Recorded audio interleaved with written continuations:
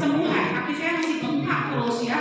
Tapi ada satu rasa yang saya rasakan itu tidur enak, makan enak gitu ya. Badan juga, pikiran juga lebih tenang gitu. Dan melebihi, maaf ya Bunda, melebihi obat dari psikiater. Ya Bunda, Bunda itu psikiater. Jadi ngelebihin gitu, ngelebihin obat itu gitu.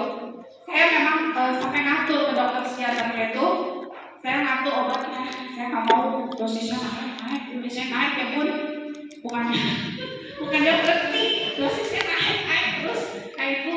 Saya udah ngalamin kayak begitu, karena katanya kalau sakit nggak sembuh datang aja ke psikiater, karena mungkin dari pikiran kayak gitu.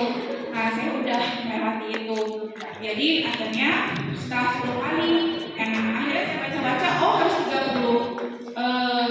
Saya coba, tapi karena kesibukan saya nggak mencapai itu, tapi terus akhirnya sampai tahun, akhirnya sampai saat ini tuh saya hari ini 17 bulan gitu.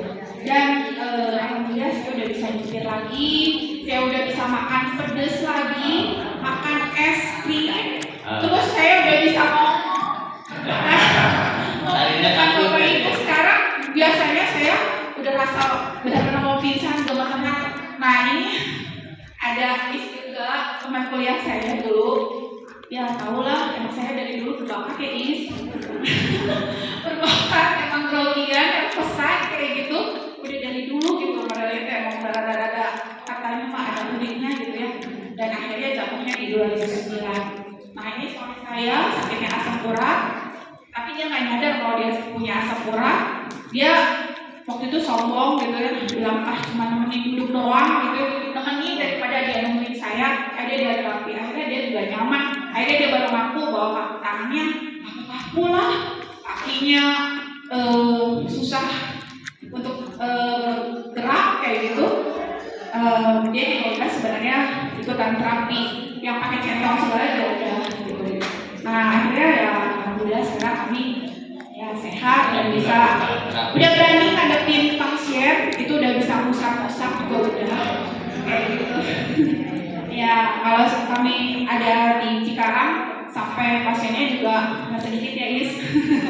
ya alhamdulillah ada energinya, karena selama kita duduk di terapi itu kan kita ada tes oksigennya, jadi tenaga ada gitu ya, dan imun juga ada.